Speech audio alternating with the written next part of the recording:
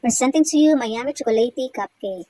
At huwag kayong kukurap kasi nasa huli ang ingredients. First of all, paghalo-haluin natin ang mga dry ingredients like flour, sugar, cocoa powder, milk powder, baking soda, salt, at saka baking powder. Of course, kailangan natin ng sifter para maisala natin yung mga flour para walang mamuumuo sa ating mixture. Isusunod natin ang paghahalo-halo ng ating mga wet ingredients like vegetable oil, eggs, cup of water, and teaspoon of vanilla. Then after natin mahalo-halo ang ating mga dry at saka wet ingredients, paghaluin natin ang dalawang mixture, the dry and the wet ingredients. Mix until mag-evenly combine. And then, i-prepare natin yung ating isang baso ng hot water.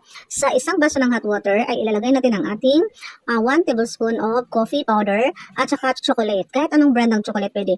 I-mix natin hanggang mag-melt ang ating chocolate. After that, ihahalo natin yung ating hot water na may coffee at chocolate sa ating mixture na dry and wet ingredients. Mix until mag-well combine. After that, ilalagay natin yan sa ating mga molder. Lalagyan muna natin ng muffin liner ang ating mga molder para hindi didikit ang ating mixture. After that, isasalang natin yan sa ating oven. So, maglaan lang kayo ng 160 degrees sa loob ng 15 minutes. So, yun lang. Kailangan i-preheat muna natin ang oven bago isalang ang ating mixture. Thank you guys sa panonood ng aking video. Salamat. See you sa aking next video. Bye-bye.